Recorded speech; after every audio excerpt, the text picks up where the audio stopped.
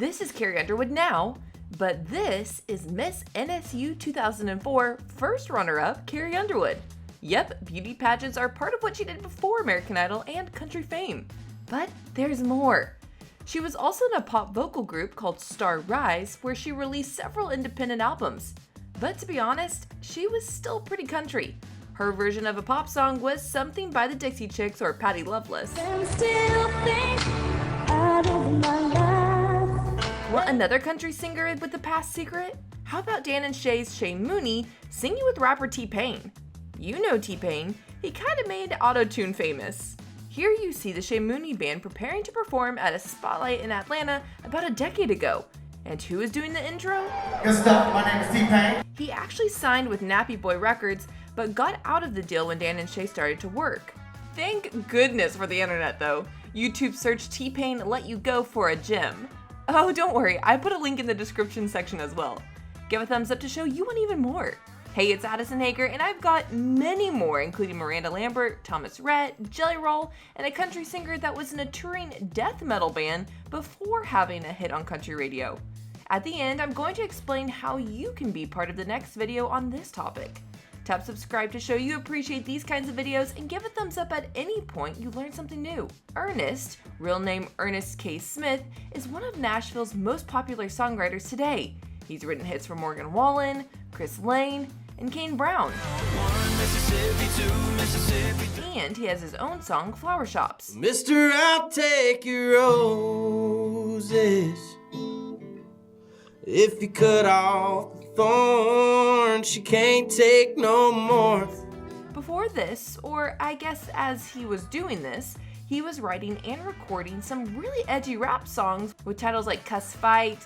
Well, I'll just show you the title of that song. And there was a song called Dope Man. I just got paid. What the dope man say? Last week out in Cali, I was out there with the fellas smoking cookies. If you're tuned into country radio, you know Jelly Roll by his song Son of a Sinner. I'm just a long-haired son of a sinner. If you knew Jelly Roll before, you know his career has been wild.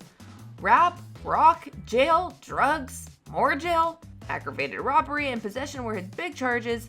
But ever since he had a daughter, he's been doing the best to live sober, and it's worked.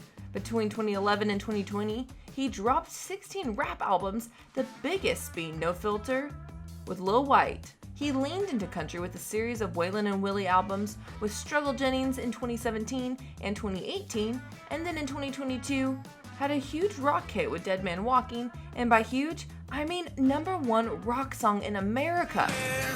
My foot's about to slide. What if it takes to fall?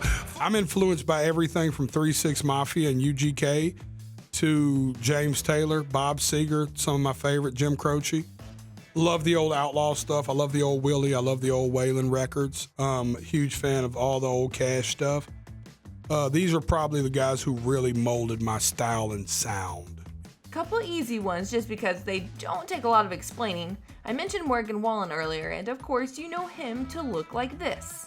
But back on season 6 of The Voice in 2014, he kinda looks preppy. Miranda Lambert is another reality TV kid. Yep, I said Miranda Lambert because she got her break on a USA Network show called Nashville Star.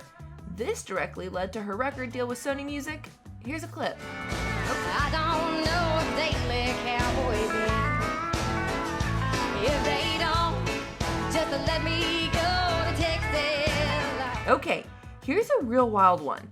Devin Dawson had a top 10 hit in 2018 called All on Me and co-wrote Blake Shelton's God's Country. Before that, he toured with a death metal band called Shadow of the Colossus. Here they are. They were legit and played all over. I called it slum touring. We would just all pack up everything in a van and sleep in a van and ask people on stage if their mom wanted to cook us breakfast in the morning and let us stay at their house. I just want to show you a little more of what they were about. Okay, that's enough of that. Parmalee, who sing pop-friendly love songs like Take My Name, now... So take my hand, let me make you mine. I'm through waiting, taking my time. look like this. But over a decade ago, when they were hard-charging rockers from North Carolina, they looked like this, and they sounded like this. That's a song called Photograph from Parmalee's LA days. They'd released 4 rock albums before hitting with Carolina in 2013. To be honest, they were decent. They even worked with Nikki Sixx of the band Motley Crue. I'm going to make you guess who this guy is while I tell you about another country artist with a secret past. If you have a guess, drop it in the comment section below.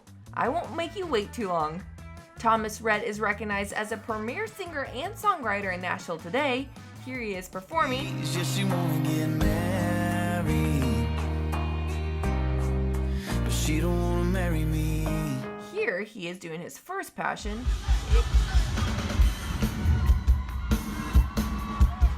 It gets better. TR's first band was a punk rock band called the High Heel Flip Flops, and their number one influence was the Ramones. So of course they dyed their hair black, and I really need a photo or video evidence of this. If you can find it, drop it in the link below or email staff@tasteofcountry.com. And while you're down there, tap subscribe and give a thumbs up to let others know you're enjoying this video. How about the police officer who quit his job to sing country music? Do you recognize this guy? I might not have been the best officer, but it's okay.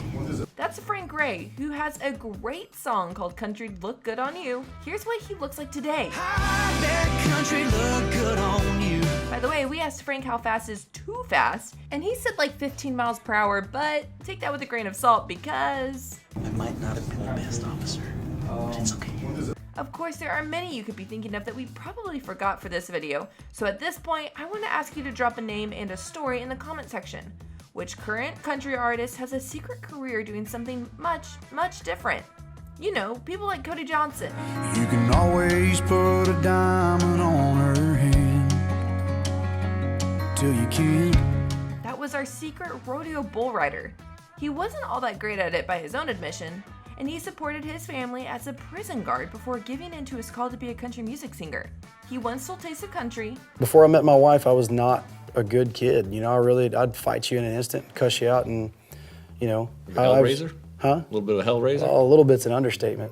it's a good thing he never came across Officer Frank Gray. I'm Addison Hager for Taste of Country. Hope you enjoyed videos like this. And as always, thanks for subscribing.